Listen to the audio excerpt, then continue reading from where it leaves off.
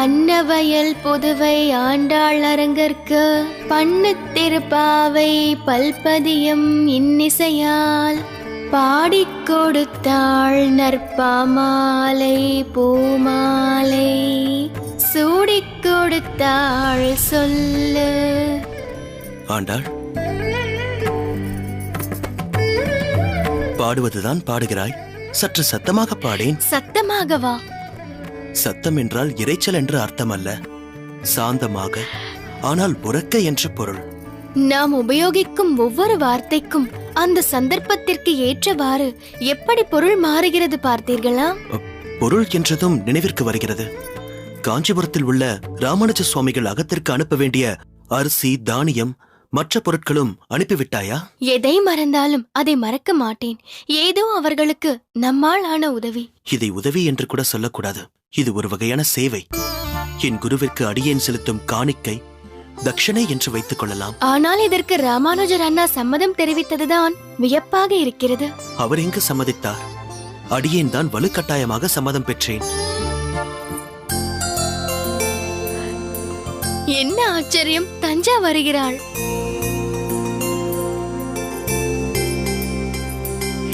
இது என்ன அதிர்ச்சியான ஆனந்தம் தஞ்சா, திடீரென்று வந்திருக்கிறாய்? என் அம்மாவின் நகத்திற்கு தான் வந்திருந்தேன்.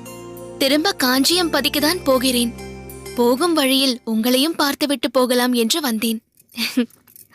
இதில் பழங்களும் பூவும் இருக்கிறது. என்ன கோரேசன் அண்ணா, எப்படி இருக்கிறீர்கள்? ஏதோ பெருமாளின் சேவையில் காலத்தை கடத்திக் கொண்டிருக்கிறேன். இப்பொழுதுதான் ராமானுஜ சுவாமிகளை பற்றி பேசிக் கொண்டிருந்தோம். ஆமாம், தனியாகவா உன் பிறந்த அகத்திற்கு சென்றுவிட்டு வருகிறாய்? இல்லை இல்லை, காஞ்சியம் பதிக்கு என் அப்பா வந்திருந்தார். ஏதோ வேலை நிமித்தம் அவருடன் என் அகத்திற்கு சென்றேன். எங்கள் ஊரில் அமுதா மாமி என்று ஒருவர் இருக்கிறார். அவர் என் மாமியாரை காண காஞ்சியம்பதி வருகிறேன் என்று சொன்னார். அதனால் அவருடன் என்னை என் அப்பா அனுப்பி வைத்து விட்டார். கூரம் வந்து உங்களை சந்திக்க வேண்டும் என்று சொன்னதும் தனக்கும் யாரோ பந்துக்கள் கூரத்தில் இருக்கிறார்கள் என்று அமுதா மாமியும் என்னுடன் வந்தார்கள். அவர்கள் பந்துக்களை காண சென்றிருக்கிறார்கள். அவர்களை சந்தித்த பின் கூரம் கோயிலுக்கு அமுதா மாமி வந்து விடுவார். நானும் அவருடன் சேர்ந்து காஞ்சியம்பதிக்கு சென்று விடுவேன். மிக்க மகிழ்ச்சி. உள்ளே வா, பருகுவதற்கு ஏதாவது தருகிறேன். அதெல்லாம் வேண்டாம், நான் இங்கு அதிக நேரம் இருக்க முடியாது. ஒரு சில வார்த்தைகள் பேசிவிட்டு புறப்பட வேண்டியதுதான். ராமானுஜ சுவாமிகள் மற்றும் அவருடைய தாயார் எல்லோரும் எப்படி இருக்கிறார்கள்? நீங்கள் சொன்ன அதே பதில்தான். ஏதோ காலத்தை கடத்தி கொண்டிருக்கிறோம். என் நகத்துக்காரருக்கு பாடசாலை, திருக்கச்சி நம்பி சுவாமிகளை தவிர வேறு எதிலும் நாட்டமில்லை. தஞ்சா, இது நான் அணிவித்த ஆரம் தானே? இதில் நீ ஜொலிக்கிறாய். ஆனால் என் கழுத்திற்கு இது ஆபரணமாக இல்லாமல் பாரமாக இருக்கிறது. தஞ்சா, என்ன தஞ்சா இப்படி சொல்கிறாய்? என் நிலையில் இருந்தால்தான் நான் சொல்வது உனக்கு புரியும் ஆண்டாள். நான் இப்பொழுது சொல்லப் போவது உங்கள் மனதை புண்படுத்துவதற்காக என்று எடுத்துக்கொள்ள வேண்டாம். குறித்த நாள் தவறாமல், நேரம் தவறாமல் எங்களுக்கு அரிசியும் தானியங்களையும் அனுப்பி கொண்டிருக்கிறீர்கள். அதை எங்களுக்கு கிடைத்த பெரும் பாக்கியமாக நினைக்கிறோம். என்னதான் மிக நெருங்கிய நண்பர்களாக இருந்தாலும், குரு சிஷ்யன் என்று பாவித்தாலும், அன்றாட ஜீவனத்திற்கு வேறு ஒருவரை எதிர்நோக்கி இருப்பது சங்கடத்தை ஏற்படுத்துகிறது. இதுநாள் வரை இப்படி ஒரு சூழ்நிலையை என் வாழ்வில் நான் சந்தித்ததில்லை. மற்றவர்களை எதிர்பார்த்து வாழும் ஒவ்வொரு நொடியும் நரக வேதனையாக இருக்கிறது. கஷ்டமோ நஷ்டமோ, இன்பமோ துன்பமோ, அதை பொறுத்து கொண்டு வாழ்வதே உத்தமம் என்று தோன்றுகிறது. என் மனநிலையை நீங்கள் புரிந்து கொண்டு தானியங்களை அனுப்புவதை இனி தொடர வேண்டாம் என்று தாழ்மையுடன் கேட்டுக்கொள்ளவே நான் இங்கு வந்தேன். உங்களுக்கு என்ன ஆகிவிட்டது? நாங்கள் என்ன வேற்று மனிதர்களா? இதை ஏன் உதவி என்று நினைக்கிறீர்கள்? உரிமை என்று நினைத்துக் கொள்ளுங்களேன். நானும் அந்த உரிமையோடு தான் உங்களிடம் சொல்கிறேன். கால் வயிற்று கஞ்சி ஆனாலும் அதை கட்டியவன் கையால் உட்கொள்ள வேண்டும் என்றே எந்த பெண்ணும் நினைப்பாள். என்னை தவறாக எடுத்துக்கொள்ளாதீர்கள். இதனால் நம் நட்பிலோ உறவிலோ சிநேகத்திலோ எந்த ஒரு மாற்றமும் வந்துவிடப் போவதில்லை. தயவு செய்து என் உணர்வுகளை புரிந்து கொண்டு என் வேண்டுகோளை ஏற்றுக்கொள்ளுங்கள். என் நகத்துக்காரர் கை நிறைய சம்பாதிக்கும் காலம் வரும். அப்போது எங்கள் கஷ்டங்கள் அனைத்தும் நீங்கிவிடும். அந்த சூழ்நிலையில் நீங்கள் எங்களுக்கு ஏதாவது கொடுத்தால் அது அன்பின் அடையாளமாக இருக்கும், அன்றாட தேவைக்காக இருக்காது. இலவசமாக பெறும் ஒவ்வொரு பொருளும் உன் குடும்ப சூழ்நிலை சரியில்லை, நீ சமுதாயத்தில் அடிமட்ட நிலையில் இருக்கிறாய் என்பதையே எனக்கு மீண்டும் மீண்டும் வலியுறுத்துகிறது. அதனால்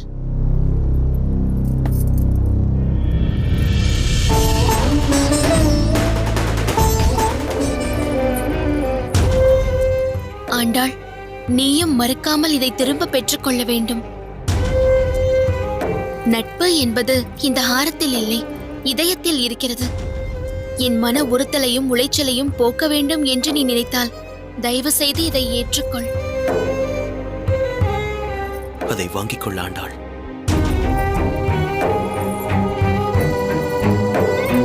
அடியேன் இப்பொழுது இரண்டு வித நிலையில் இருக்கிறேன்.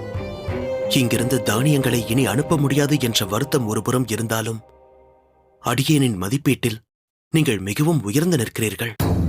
அதை நினைத்து சந்தோஷமாகவும் பெருமையாகவும் இருக்கிறது. ஒரு உன்னதமான குணவதியாக நீங்கள் தெரிகிறீர்கள். அடுத்தவரை அண்டி இருக்கக்கூடாது என்பதை அடியேனும் விரும்புபவன்தான். ராமானுஜ சுவாமிகளுக்கும் இந்த ஏற்பாட்டில் உடன்பாடில்லை. அடியேன் தான் வலுக்கட்டாயமாக அவரிடம் சம்மதம் பெற்றேன். அதனால் நீங்கள் விரும்பாததை உங்கள் மீது திணிக்க அடியேன் என்றும் விரும்ப மாட்டேன். அதற்காக பொருள் உதவியாக நாங்கள் உங்களுக்கு செய்ய வேண்டிய சேவை இனி வேண்டவே வேண்டாம் என்றும் நினைத்து விடாதீர்கள். உங்களுக்காக அடியேன் கொடுக்க வேண்டிய தானியங்களை ஒவ்வொரு மாதமும் அடியேன் தனியாக எடுத்து வைத்து விடுவேன். உங்கள் மனதில் உள்ள சுமைகள் நீங்கி எங்களிடம் இருந்து தானியங்களை பெறுவதில் இனி தடைகள் இல்லை என்று நீங்கள் எப்பொழுது சொல்கிறீர்களோ அன்று இதுவரை எடுத்து வைத்தது, இனி கொடுக்க வேண்டியது அனைத்தும் உங்களை தேடி வந்துவிடும். கூடிய விரைவில் ராமானுஜ சுவாமிகளின் குடும்பத்திற்கு செய்ய வேண்டிய சேவையை நாங்கள் திரும்ப பெறுவோம் என்ற நம்பிக்கையோடு காத்திருப்போம். என்ன சொல்கிறாய் ஆண்டாள்? நீங்கள் எடுக்கும் எந்த முடிவிற்கும் என்றும் நான் கட்டுப்பட்டவள் தானே. ஒரு பெண்ணாக தஞ்சாவின் மனநிலையை என்னால் புரிந்து கொள்ள முடிகிறது. தஞ்சாவின் விருப்பப்படியே செய்வோம். நன்றி ஆண்டாள். இப்பொழுதுதான் ஒரு பெரிய பாரத்தை இறக்கி வைத்தார் போல் இருக்கிறது. கூரேசன் அண்ணா, என் உணர்வுகளுக்கு மதிப்பு கொடுத்து முடிவெடுத்ததை நான் காலத்திற்கும் மறக்க மாட்டேன். அமுதா மாமி எனக்காக காத்துக் கொண்டிருப்பார். நான் வருகிறேன். வாருங்கள்.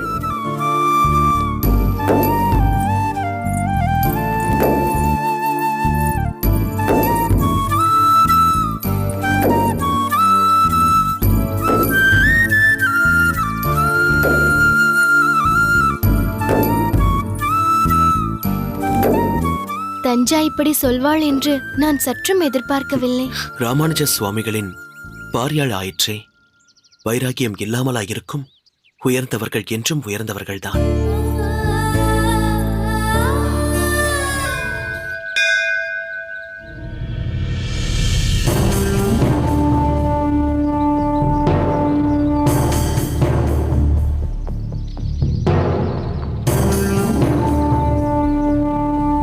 வந்தனம் மன்னர் பெருமானே. வந்தனம் பட்டரே. என்ன இது, முன்னறிவிப்பின்றி திடீரென வந்திருக்கிறீர்கள்?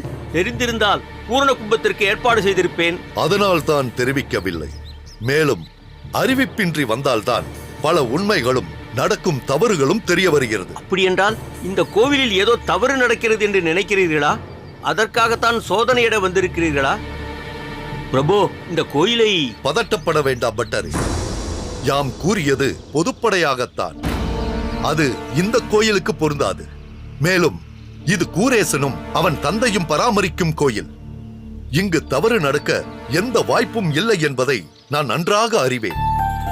மன்னர் இங்கு இப்பொழுது வந்ததன் பிரதான நோக்கமே இந்த நகரத்தை சுற்றி இருக்கும் சிற்றரசர்களை சந்தித்து அந்த ஊர்களின் பொறுப்பை அவர்களிடமே ஒப்படைப்பதற்காகத்தான். அப்படியா? ஆம் பட்டரே. என்னை சுற்றி பல சிற்றரசர்கள் இருக்கிறார்கள் என்பது உங்களுக்கே நன்றாக தெரியும். நான் பேரரசராக சக்கரவர்த்தியாக இருந்து பரிபாலனம் செய்து கொண்டிருக்கிறேன் என்பதும் அனைவரும் அறிந்ததே. சில பொறுப்புகளை சிற்றரசர்களிடம் ஒப்படைத்தால்தான் முடிவை விரைவில் எடுக்க முடியும். அப்பொழுதுதான் மக்களும் பலனடைய முடியும். இல்லை என்றால் ஒவ்வொரு திட்டத்திற்கும் என் ஆணைக்காக காத்திருக்க வேண்டி வரும்.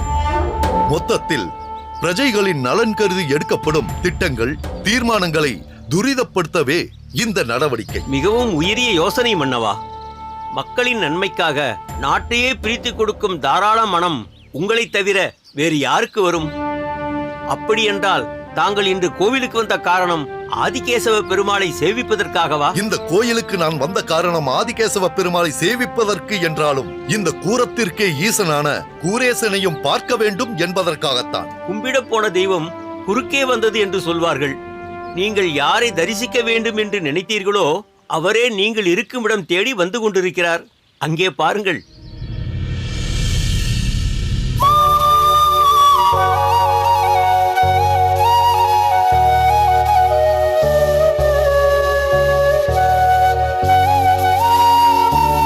வந்தனம் மன்னவா. வந்தனம் மன்னவா. வணக்கம்.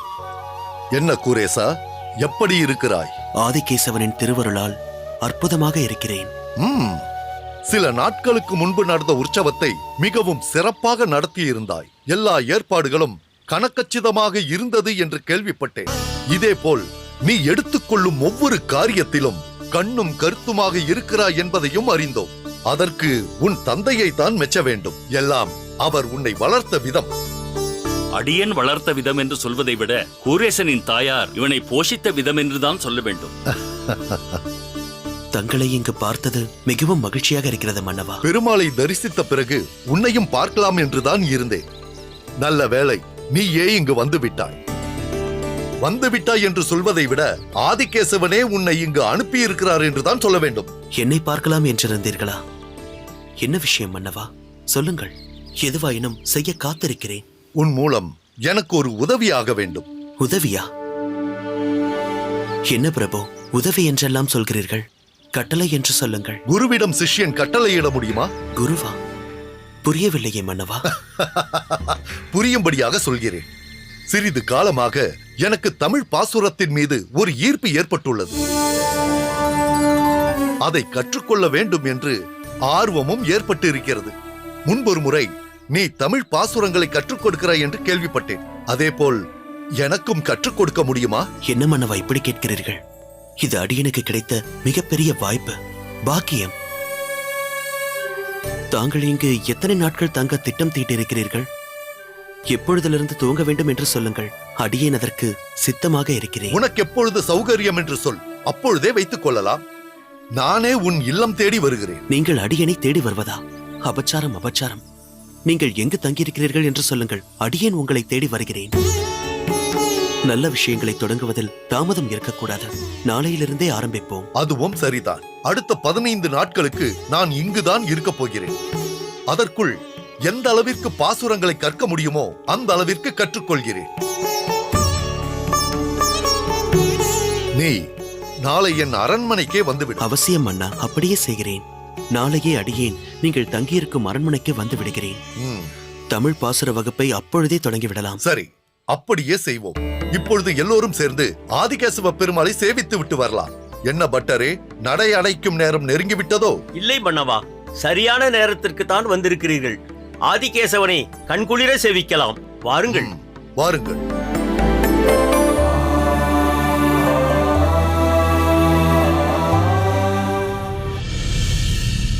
ஆனாத செல்வத்து அறம்பயர்கள் தற்சூழ.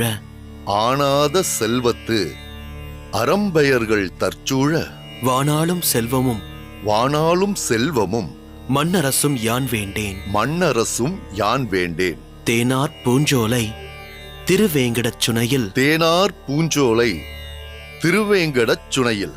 மீனாய் பிறக்கும் மீனாய் பிறக்கும் விதியுடையேன் ஆவேனே. விதியுடையேன் ஆவேனே. அழியாத இளமையாகிய செல்வத்தையும் ரம்பை முதலிய தேவ மாதர்கள் தன்னை சூழ்ந்து நிற்க மேனுகலத்தை ஆழ்கின்ற செல்வத்தையும் இப்பூலோகத்தை அரசாலும் ஆட்சியையும் நான் விரும்ப மாட்டேன். தேன் மிகவும் உள்ள பூக்களுடன் கூடிய சோலைகளுடைய திருவேங்கட மலையின் ஊற்ற சுனையிலே மீனாகவாவது பிறக்கும் பாக்கியத்தை உடையவனாக கடவேன். இப்படி திருவேங்கடத்தில் உறையும் சீனிவாச பெருமானை உளமுருகி பாடுகிறார் குலசேகர ஆழ்வார். மன்னவா, காஞ்சியம்பதியை தலைநகராக கொண்டு வாஞ்சையுடன் தொண்டை மண்டலத்தை அரசாளும் பேரரசே, தங்கள் பக்தி பரவசம் கண்டு மெய்சிலர்த்து போனேன். கூரேசா, நீ பாடி அந்த பாசுரத்தின் சொல்வளம், பொருள் வளம் இவற்றோடு அதில் உள்ள சரணாகதி தத்துவத்தின் சிறப்புகள் என்னை அந்த நிலைக்கே கொண்டு சென்று விட்டது.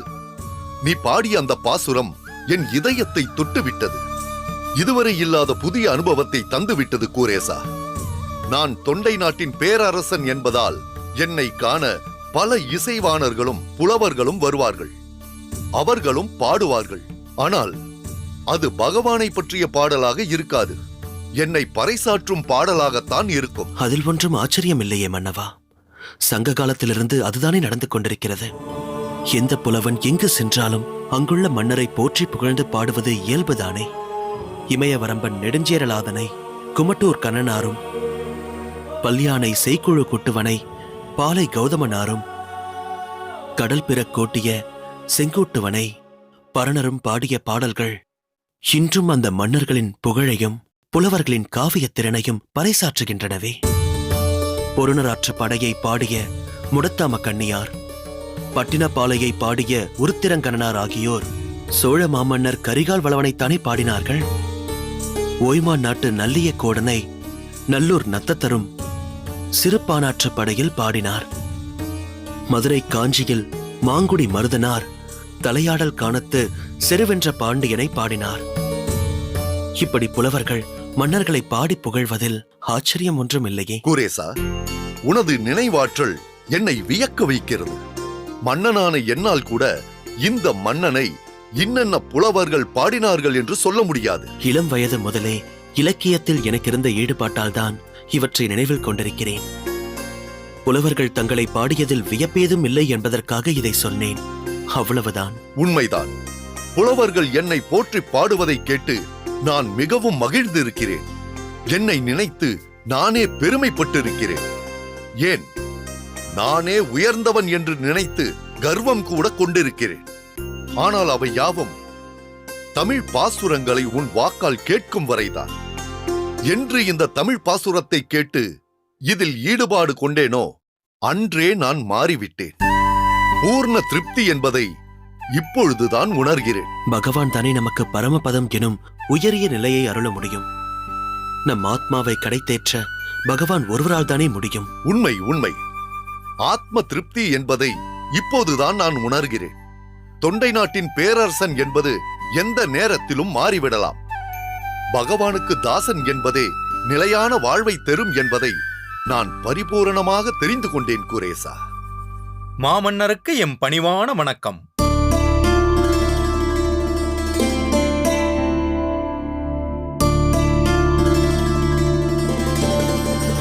மன்னவா, தாங்கள் குறிப்பிட்டு கூறிய 3 சிற்றரசர்களும் இங்கு வந்துள்ளனர். அவர்களை அழைத்து வரவா? இப்போது என்னால் அவர்களை பார்க்க முடியாது. தாங்கள் எப்போது பார்க்கலாம் என்று சொல்கிறீர்களோ அதுவரை அவர்களை காத்திருக்கச் சொல்கிறேன். இன்று இங்கிருந்து என்னால் எங்கும் வர முடியாது. வேண்டுமானால் நாளை காலை நான் அவர்களை சந்திப்பதாக சொல்லுங்கள். மன்னவா, குறுக்கிடுவதற்கு மன்னிக்க வேண்டும். தாங்கள் குறிப்பிட்டு கூறியவர்கள் என்பதால் அந்த சிற்றரசர்கள் இங்கு வந்திருக்கிறார்கள். அதனால் தாங்கள் அவர்களை சந்தித்த பிறகு நாம் நமது பாசுர வகுப்பை தொடரலாம். தாங்கள் சிற்றரசர்களோடு பேசிவிட்டு வரும் வரை நான் வெளியில் காத்திருக்கிறேன். வேண்டாம் வேண்டாம், நீ எதற்கு போக வேண்டும்? உனக்கு தெரியக்கூடாத ரகசியம் என்று இனி என் வாழ்வில் ஏதும் இல்லை. நீ இங்கேயே இரு. பிரதானியாரே, மன்னா, அவர்களை வரச் சொல்லுங்கள். உத்தரவு மன்னா. நான் இன்று அவர்களை இங்கு வர சொல்லி இருக்க கூடாது. தேவையில்லாத தொல்லை. அவர்களை சொல்லி குற்றமில்லை மன்னவா. மதியம் தொடங்கிய பாசுர வகுப்பு அந்தி சாய்ந்தும் தொடரும் என்று அடியே நினைக்கவில்லை. நானும் பாசுரத்தில் லயித்து விட்டதால் நேரம் போனதே உணராமல் இருந்து விட்டேன். உனக்கு ஏதாவது அவசர வேலை இருக்கிறதா? போக வேண்டுமா? பாசுரத்தை சேவிப்பதை விட வேறு என்ன வேலை அடியனுக்கு? இன்னும் சிறிது நேரம் சேவிக்கலாம்.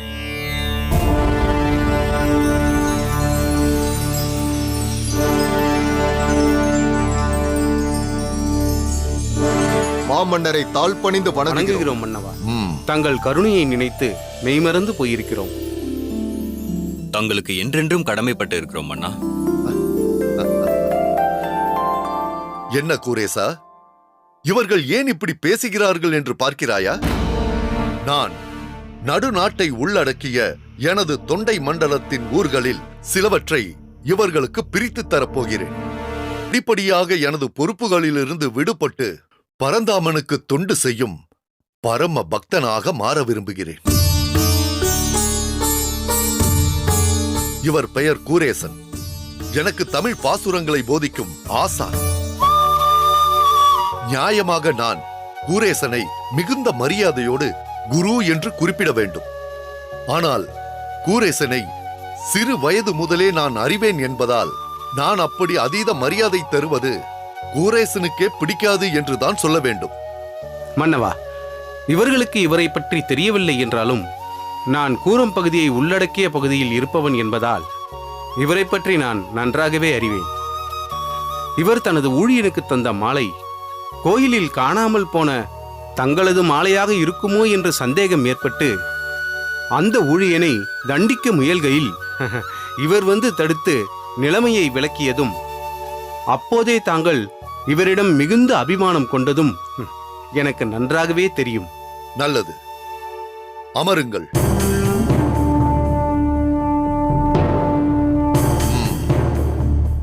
பிரதானியாரே, நான் சொன்னபடி இவர்கள் மூவருக்கும் யார் யாருக்கு எந்தெந்த ஊர்களை அளிக்க வேண்டும் என்ற பட்டியலை தயாரித்து விட்டீர்களா?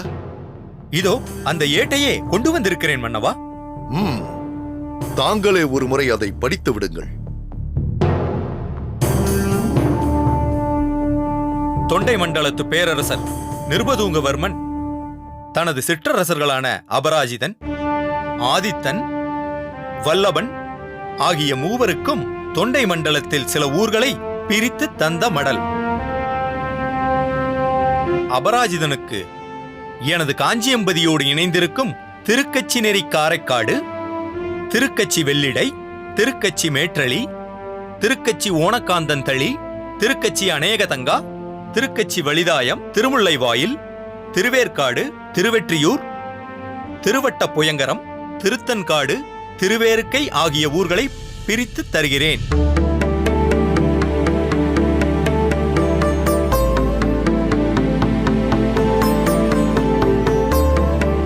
ஆதித்தனுக்கு திருவெண்பாக்கம், திருப்பாசூர், திருக்கல்லம், திருவிற்கோளம், திரு இளம்பையன் கோட்டூர், தக்கோலம், திருக்குரங்கனின் முட்டம், திருப்பரமேஸ்வர விண்ணகரம் ஆகிய ஊர்களை பிரித்து தருகிறேன்.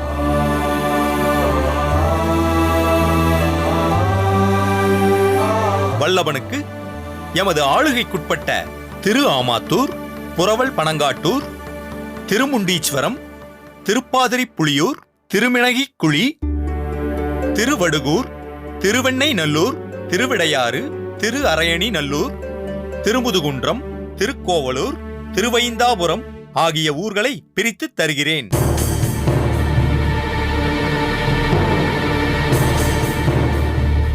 மன்னவா, எங்கள் மீது இவ்வளவு நம்பிக்கை கொண்டு இத்தனை ஊர்களை எங்கள் பொறுப்பில் தந்ததற்கு நாங்கள் எப்படி நன்றி சொல்லப் போகிறோம்? உங்களிடம் தரப்பட்ட ஊர்களை சிறந்த முறையில் பரிபாலனம் செய்யுங்கள். அதுதான் நீங்கள் எனக்கு சொல்லும் நன்றி.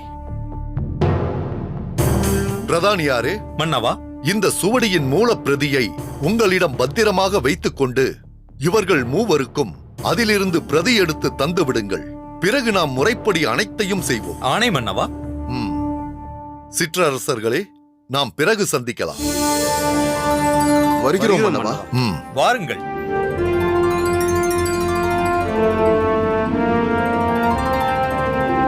மன்னவா, தங்கள் செயல் கண்டு வியந்து போனேன். இப்படி அவரவர் பொறுப்பில் ஊர்களை தரும்போது அவர்கள் மிகுந்த உற்சாகத்தோடும் உரிமையோடும் செயல்படுவார்கள். ஆனால் அதில் ஒரு சங்கடமும் இருக்கிறது கூரேசா. சங்கடமா? அது என்ன? நமக்கு இவ்வளவு ஊர்கள் கிடைத்து விட்டதே, இனி நாம் என்ன செய்தாலும் எவரும் கேட்க முடியாது என்று நினைத்து தவறு செய்யவும் வாய்ப்பு இருக்கிறது. தங்களுக்கு கட்டுப்பட்ட சிற்றரசர்கள் அப்படி கட்டுப்பாடில்லாமல் நடந்து கொள்வார்கள் என்று அடியேனால் நினைக்க முடியவில்லை மன்னவா.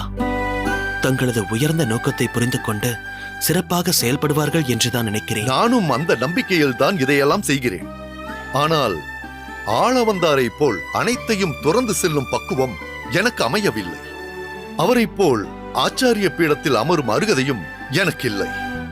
சிறிது சிறிதாக பற்றுகளிலிருந்து விடுபட்டு பரமபதநாதனின் பாதங்களை பற்றிக் கொள்ள வேண்டும் என்றுதான் இப்படியெல்லாம் செய்து கொண்டிருக்கிறேன். பாசுரங்களை கேட்கிறேன். நீ சொன்ன சங்கதியை ஏற்றுக்கொண்டேன். சரி கூரேசா, நேரத்தை கடத்த வேண்டாம். நீ பாசுரத்தை தொடர்ந்து சொல். பின்னிட்ட சடையானும் பிரம்மனும் இந்திரனும் பின்னிட்ட சடையானும் பிரம்மனும் இந்திரனும் துன்னிட்டு புகழறிய வைகுந்த நீள்வாசல். துன்னிட்டு புகழறிய வைகுந்த நீள்வாசல்.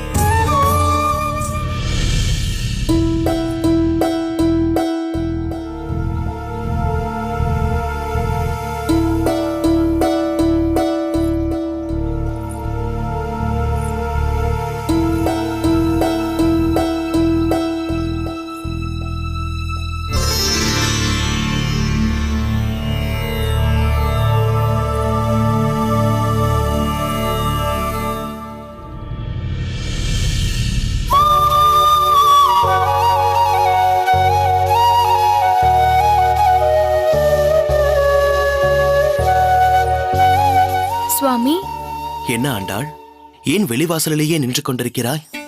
வேறு என்ன செய்வது சுவாமி? மன்னரை பார்க்க அரண்மனைக்கு சென்ற நீங்கள் வந்து விடுவீர்கள் என்று பொறுத்து பொறுத்து பார்த்தேன். பிறகு அகத்திற்குள் இருப்பு கொள்ளவில்லை. அதுதான் இங்கு வந்துவிட்டேன். நேரம் செல்ல செல்ல எனக்கு கவலை அதிகரித்து விட்டது. முன்பு ஒரு சமயம் இது போலத்தான். அதுபோல் இனி நடக்காது, கவலைப்படாதே. மன்னருக்கு பாசுரங்கள் மீது அதீத ஈடுபாடு ஏற்பட்டு விட்டது. தத்துவார்த்தங்களை மேலும் மேலும் தெரிந்து கொள்ள வேண்டும் என்ற ஆவலும் அதிகரித்து விட்டது. எல்லாவற்றையும் விரிவாக விளக்கிக் கொண்டிருந்தேன். நேரம் போனதே தெரியவில்லை. அடியேனுக்கும் பாசுரத்தின் பொருளை விளக்குவதில் அதீத திருப்தி கிடைத்துள்ளது. தமிழ் பாசுரம் பயில ஒரு மாணவன் கிடைத்தால் உங்கள் சந்தோஷத்திற்கு கேட்பானேன்.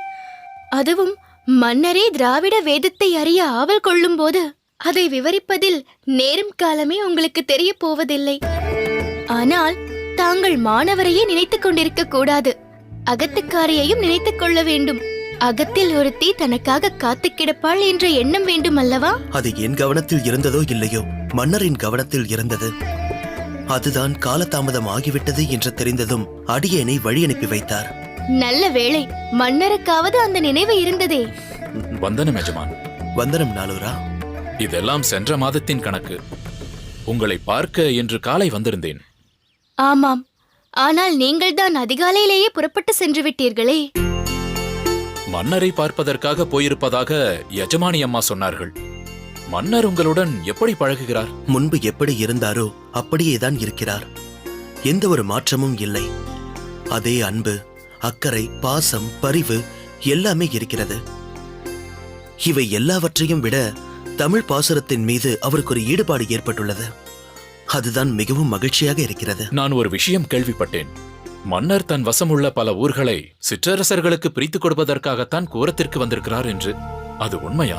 ஆம், உண்மைதான். நாம் எத்தனையோ தர்ம காரியங்கள், தான தர்மங்கள், அன்னதானம் போன்ற உயரிய காரியங்கள் செய்கிறோம்.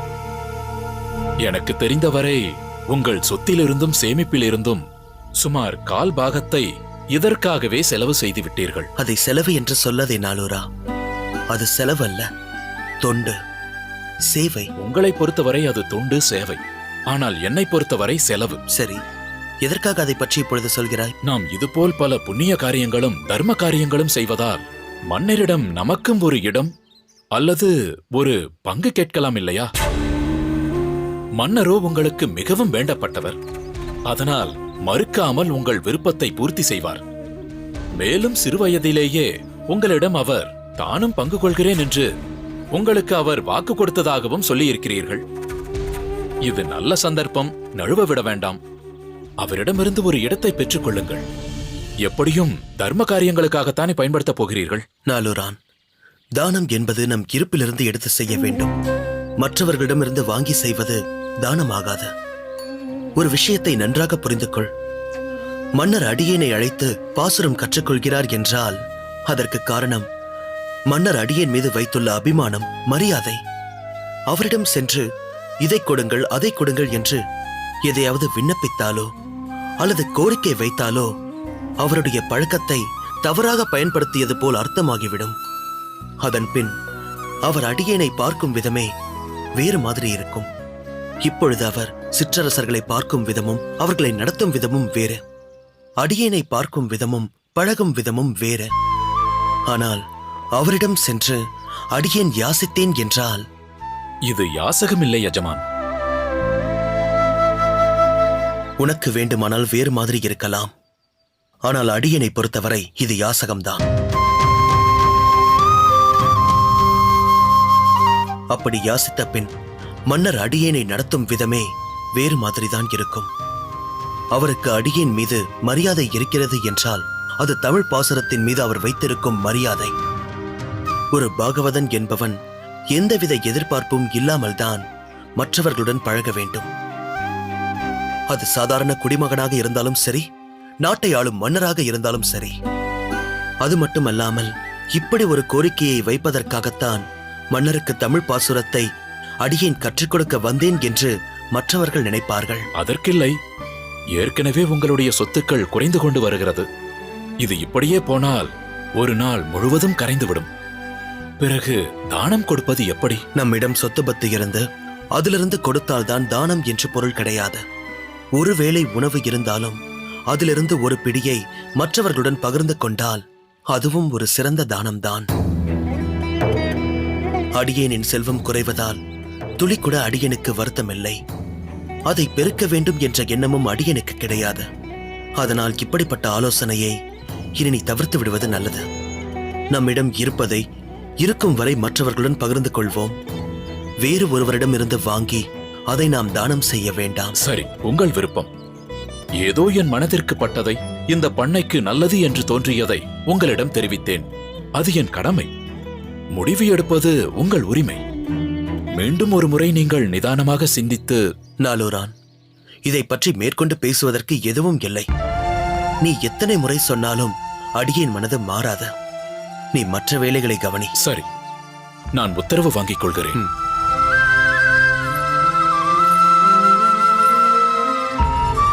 ஒரு சிலர் எவ்வளவுதான் புத்திமதி சொன்னாலும் தங்கள் சிந்தனையிலிருந்து மாறுபட மாட்டார்கள். வியாபாரத்தையும் லாபத்தையும் மட்டுமே பார்ப்பவன் இந்த நாலூரான்.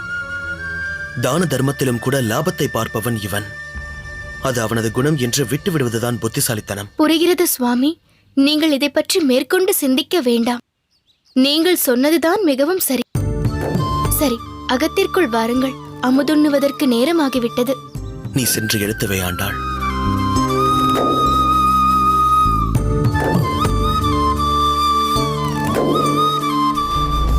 ஆகா, மன்னருக்குத்தான் எவ்வளவு உயர்ந்த பண்பு! பேரரசரான அவர் தனது ஆட்சிக்கு உட்பட்ட ஊர்கள் பலவற்றை நமக்கென்று பிரித்து தந்துவிட்டாரே. உண்மைதான். இது மிகவும் வியப்புக்குரிய விஷயம்தான். மாமன்னராக இருப்பவர் சக்கரவர்த்தி என்று புகழ் பெற்றவர் மேலும் மேலும் பல நாடுகளை பிடித்து தனது சாம்ராஜ்ய எல்லையை விரிவுபடுத்திக் கொண்டே போவாரே தவிர தன்னிடம் உள்ள ஊர்களை தனக்கு உட்பட்ட சிற்றரசர்களுக்கு பகிர்ந்து அளிக்க மாட்டார். நமது மாமன்னரோ நாமாக கேட்கும் அவசியமே இல்லாமல் தாமாகவே நம்மை வரவழைத்து இவ்வளவு ஊர்களை தந்துவிட்டாரே. வல்லவரே, அங்கே பாருங்கள். அபராஜிதர் முகத்தில் இப்படி பல ஊர்கள் நமக்குரியதாகிவிட்டதே என்ற மகிழ்ச்சியே இல்லை. ஆமாரித்தரே, ஏன் இப்படி இருக்கிறார் என்று தெரியவில்லையே. நீங்கள் இருவரும் நமக்கு கிடைத்திருப்பதே போதும் என்று நினைக்கிறீர்கள். மாமன்னர் நமக்கு நிறைய தந்துவிட்டார் என்று திருப்தி அடைகிறீர்கள். அப்படி கொடுத்து விட்டார், இப்படி கொடுத்து விட்டார் என்றெல்லாம் மகிழ்கிறீர்களே. எப்படி கொடுத்தார் என்பதை ஊன்றி கவனித்தீர்களா? தாங்கள் எதை பற்றி கூறுகிறீர்கள்? அதனால்தான் இந்த அளவிற்கு புகழ்ந்து கொண்டிருக்கிறீர்கள். இதோ எனக்கு தந்திருக்கும் ஊர்களை பாருங்கள்.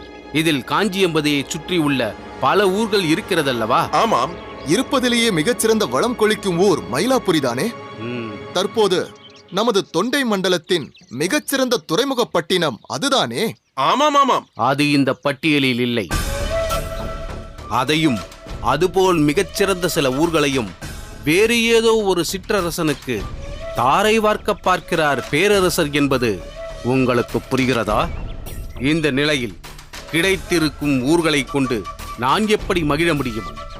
நீங்களும் உங்களுக்கு தரப்பட்ட ஊர்களின் பட்டியலை நன்றாக பாருங்கள். சில முக்கியமான ஊர்கள் அதில் விடுபட்டு போயிருப்பது தெரியும்.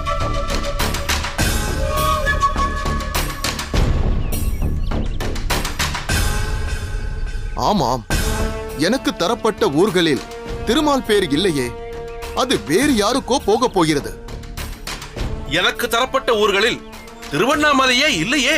அதை எந்த சிற்றரசருக்கு தர நினைத்திருக்கிறாரோ தெரியவில்லையே. இப்போது புரிகிறதா நான் ஏன் இப்படி இருக்கிறேன் என்று? நன்றாக புரிகிறது.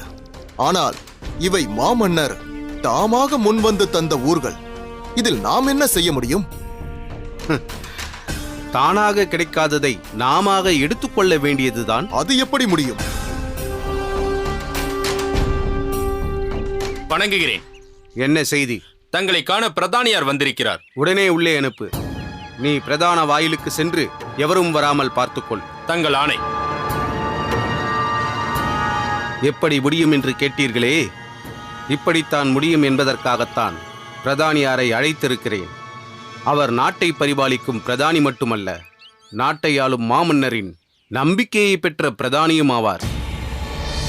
பொக்கிஷ அறை முதலாக மாமன்னரின் ஆடை அணிகலன்கள், மகுடம் முதலான ஆபரணங்கள் அனைத்தும் அவர் பொறுப்பில்தான் இருக்கின்றன. ஓ, அதனால்தான் நமக்கு தரப்பட வேண்டிய ஊர்களை பற்றிய பட்டியலையே அவரை கொண்டு தயாரித்தாரா நமது பேரரசர்? ஆமாம்.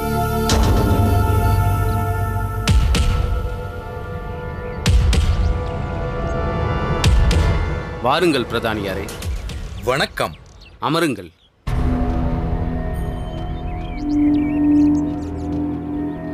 தங்களை பற்றித்தான் இவர்கள் இருவரிடமும் பேசிக் கொண்டிருந்தேன். தாங்கள் எத்தகைய பொறுப்புகளை ஏற்று எப்படி மாமன்னரின் நிழலாகவே விளங்குகிறீர்கள் என்பதை சொல்லிக் கொண்டிருந்தேன். இவர்கள் இருவரும் ஒரு விதமான குழப்பத்துடன் என்னை பார்ப்பதிலிருந்து நான் இங்கு வரப்போவது இவர்களுக்கு தெரியாது என்பது எனக்கு புரிகிறது. உண்மைதான். இன்னும் நான் இவர்களிடம் அதை பற்றி பேசவில்லை. தாங்கள் வந்த பிறகு தங்கள் முன்னிலையிலேயே அதை பற்றி பேசலாம் என்று காத்திருந்தேன். அபராஜிதரே, பூடகமாக தாங்கள் பேசியவற்றில் ஏதோ ஒரு உட்பொருள் ஊடுருவி நிற்கிறது என புரிந்து கொண்டோம். இப்போது பிரதானியாரே தங்கள் அழைப்பை ஏற்று வந்திருக்கிறார் என்றால் அது எவ்வளவு முக்கியமான விஷயம் என்பது நன்றாக புரிகிறது. எங்கள் ஆவலை அதிகமாக்கிக் கொண்டே போகிறீர்கள். அது என்னவென்று இப்பொழுதாவது சொல்லுங்கள். சொல்கிறேன். பிரதானியார் மூலமாகத்தான் சில விஷயங்கள் நடக்கப் போகிறது. நம் கையை விட்டு நழுவியிருக்கும் முக்கியமான ஊர்கள் நமக்கு கிடைக்கப் போகின்றன. உண்மையாகவா? அது எப்படி நடக்கப் போகிறது? இவர் எப்படி அதை சாதிப்பார்? மன்னரை மீறி இவரால் அதை எப்படி சாதிக்க முடியும்? பொறுங்கள் பொறுங்கள். உங்கள் ஆர்வத்திற்கு ஏற்ப எல்லாம் நடக்கத்தான் போகிறது. உங்கள் வினாக்களுக்கு ஏற்ற விடை கிடைக்கத்தான் போகிறது. எப்படி? சொல்லுங்கள். மன்னர் முன்பு இருந்தது போல் இப்பொழுதும் இருந்திருந்தால் நான் கூட இந்த அளவிற்கு இதில் ஈடுபாட்டுடன் வந்திருக்க மாட்டேன். சிறிது காலத்திற்கு முன்னர் கூட மன்னர் எந்த காரியத்தையும் தன் சொந்த பொறுப்பிலேயே செய்து கொண்டிருந்தார். ஒவ்வொன்றையும் அது ஏன் அப்படி நிகழ்ந்தது, இது ஏன் இப்படி நேர்ந்தது என்று கேட்டு அதன் அடித்தளம் வரை சென்று பார்க்கக்கூடியவராக இருந்தார்.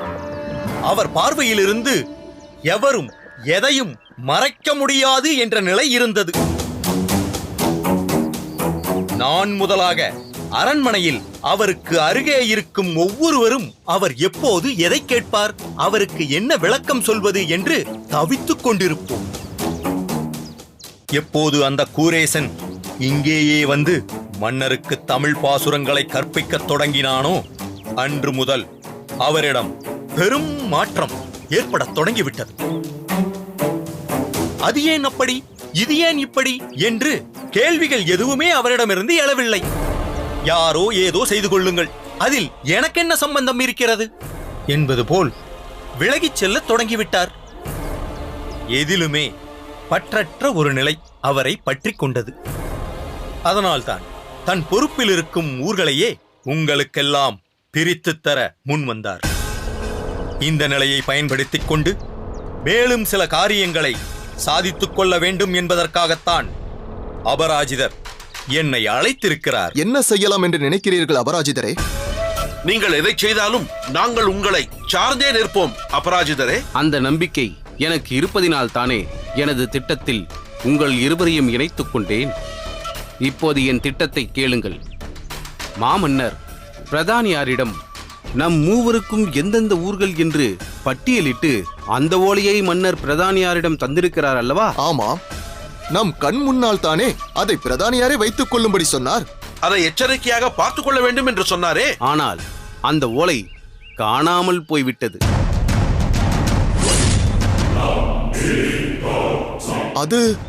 அது எப்படி காணாமல் போகும்? அதனால் நம்மிடம் தந்தவையும் மிஞ்சாமல் போய்விடுமே. ஏன் பதறுகிறீர்கள்? அது உண்மையிலேயே காணாமல் போகவில்லை. அப்படி சொல்லி மன்னரை நம்ப வைக்கப் போகிறவர் நமது பிரதானியார். மன்னர் முன்பு போல் இருந்தால் என்னை கண்டிப்பது மட்டுமல்ல, தண்டிக்கவும் துணிந்து விடுவார். ஆனால் இப்போது நிலைமை அப்படி இல்லை. ஏன் இப்படி பொறுப்பில்லாமல் நடந்து கொண்டீர் என்று சங்கடப்படுவார். அவ்வளவுதான். அந்த நேரத்தில் நாம் நமது படி ஓலைகளை அவரிடம் கொண்டு போய் கொடுப்போம். நமது படி ஓலையில், மூல ஓலையில் எந்தெந்த வளமிக்க ஊர்கள் நமக்கு தரப்படாமல் விடுபட்டு போனதோ அந்த ஊர்களின் பெயர்களும் நமது படி ஓலையில் சேர்ந்திருக்கும். மேலும் சில ஊர்களின் பெயர்களும் அதில் இணைந்திருக்கும். தற்போதுள்ள சூழ்நிலையில் மன்னர் அதை படிக்கப் போவதில்லை. அப்படியே படித்தாலும் எது மூல ஓலையில் இருந்தது, எது புதிதாக இணைக்கப்பட்டிருப்பது என்பதெல்லாம் மன்னருக்கு புரியாது. முத்திர மோதிர அடையாளத்தை பதித்து கையொப்பம் இட்டுவிட்டால் அதன் பிறகு மன்னரே நினைத்தாலும் அதை மாற்ற முடியாது. உங்கள் இருவருக்கும் நாங்கள் எப்படி நன்றி சொல்வதென்றே தெரியவில்லை. இப்படி ஒரு திட்டத்தை வகுத்த அபராஜிதரை பாராட்டுவதா அல்லது அதை செயல்படுத்த முன்வந்த பிரதானியாரை பாராட்டுவதா என்றே தெரியவில்லை. வல்லபா, நாம் நமது பாராட்டுகளை வெறும் வார்த்தைகளால் மட்டும் சொன்னால் போதாது.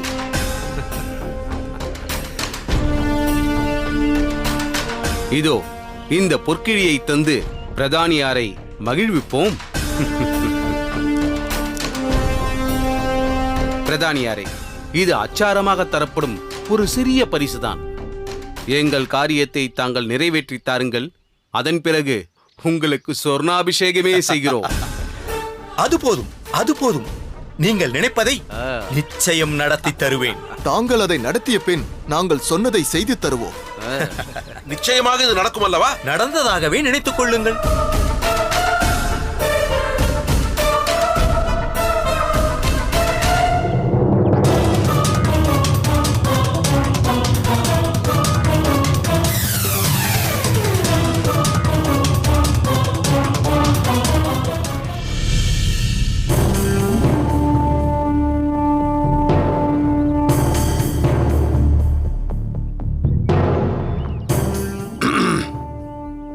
மன்னிக்க வேண்டும் மன்னவா, தாங்கள் ஏதோ சிந்தனையில் ஆழ்ந்திருக்கும் போது அதற்கு இடையூறாக நாங்கள் வந்துவிட்டோம் என்பது தெரிகிறது.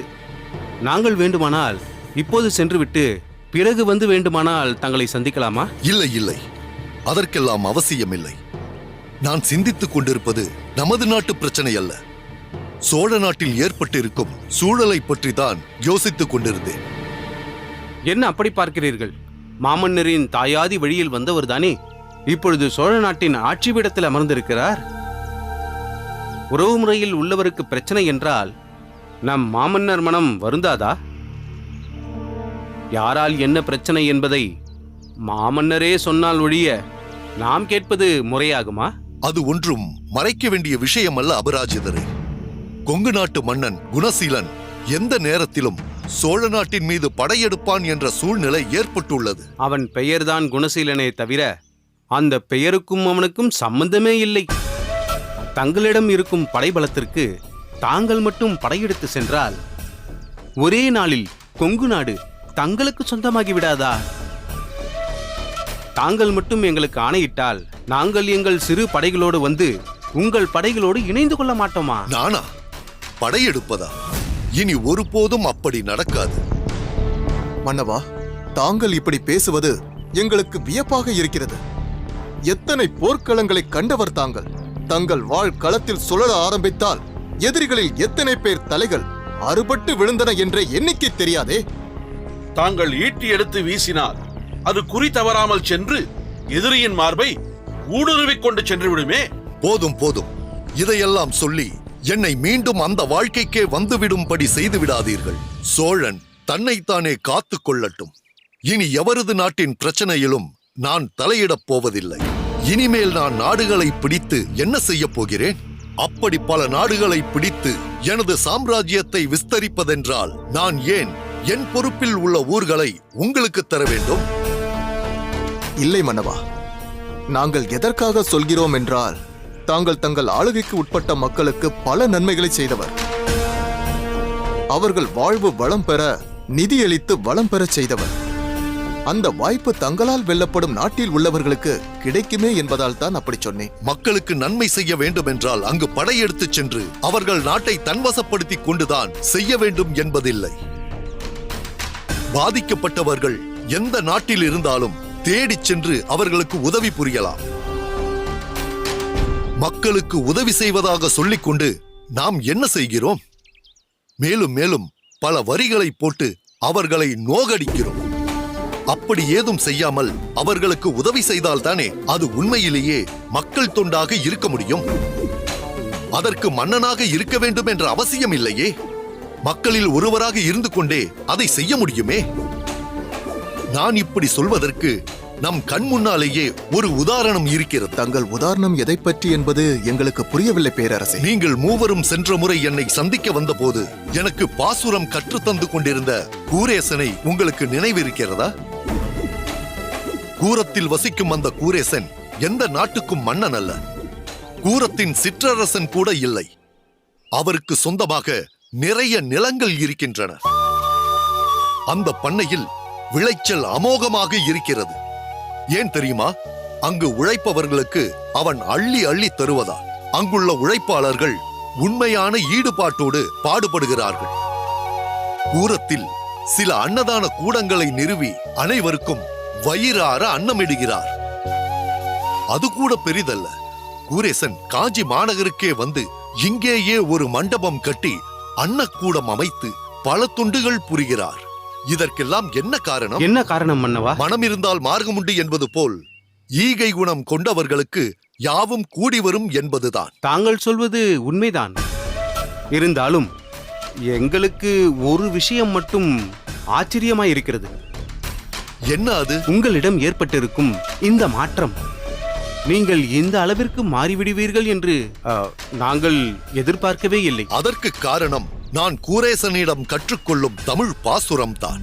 திராவிட தமிழ் வேதமான அந்த பாசுரங்கள் தான் என் மனவயலில் இருந்த காம குரோத மனமாச்சரியங்கள் என்னும் கலைகளை பறித்தெறிந்துவிட்டு அன்பு, பாசம், தொண்டு அனைத்திற்கும் மேலான பக்தி என்னும் பயிரை விளையச் செய்து விட்டன.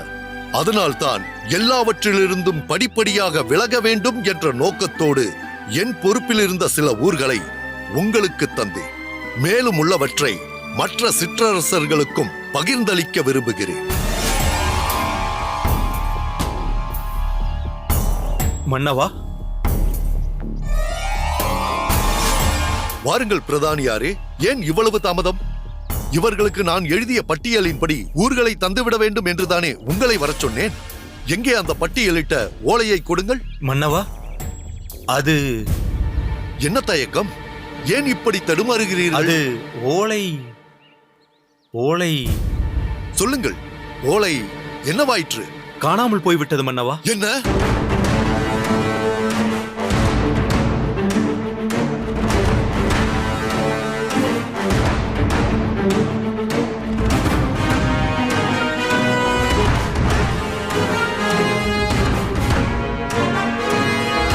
பிரதானியாரே, மிக முக்கியமான ஒரு ஓலை விஷயத்தில் இப்படி செய்யலாமா? இது ஒரு நாட்டின் பிரச்சனை என்பது உங்களுக்கு புரியவில்லையா? மன்னித்து விடுங்கள் மன்னவா. இப்படி நேர்ந்து விட்டதே என்று நான் பதறிக்கொண்டுதான் இருக்கிறேன். என் மனம் குமரிக்கொண்டுதான் இருக்கிறது. ஆனால் நான் என்ன செய்வேன்? தங்களது ஆடை அணிகள், மணிமுடிகள் முதலான ஆபரணங்கள் வைக்கப்பட்டிருக்கும் பாதுகாப்பான அறையில் மிகவும் ரகசியமான ஓலைகளை வைக்கும் பெட்டகத்தில்தான் அந்த ஓலையையும் வைத்திருந்தேன். அது எப்படி தவறியதென்று எனக்கே புரியவில்லை. இப்படியே சொல்லிக் கொண்டிருந்தால் இதற்கு என்னதான் முடிவு பிரதானியாரே? அந்த ஓலை அந்த இடத்தை விட்டு வேறு எங்கும் சென்றிருக்க முடியாது மன்னவா. அந்த அறையிலேயே எங்காவது ஒரு இடத்தில்தான் அது இருக்க வேண்டும். அதை நான் எப்படியும் தேடி எடுத்து விடுவேன். எனக்கு சற்று நேரம் கொடுங்கள். இருக்கின்ற நேரத்தை எல்லாம் இது போன்ற லௌகீக காரியங்களுக்கே செலவிட்டுக் கொண்டிருந்தால் நான் தமிழ் பாசுரங்களை கற்பது எப்போது? பாகவதனாக நான் மாறுவது எவ்விதம்? மாமன்னர் அனுமதித்தால் நான் ஒன்று சொல்கிறேன். என்ன அபராஜிதரே? அந்த மூல ஓலையின் 3 பிரதிகள் எங்கள் மூவரிடமும் தரப்பட்டிருக்கிறதல்லவா? தாங்கள் அனுமதி அளித்தால் இன்று நாங்கள் சென்றுவிட்டு நாளை அந்த ஓலைகளை எடுத்து வருகிறோம்.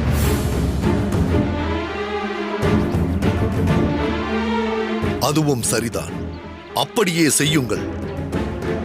அந்த ஓலையை எடுத்துக்கொண்டு நாளை இதே நேரத்திற்கு இங்கு வந்து விடுங்கள். நீங்கள் புறப்படலாம். வருகிறோம் மன்னவா.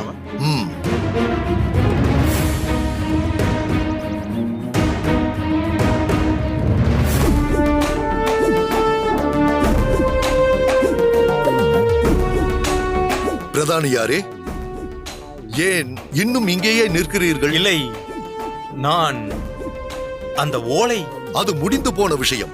இனி அதை பற்றி பேச வேண்டிய அவசியம் இல்லை. அப்படியானால் நான் போங்கள்.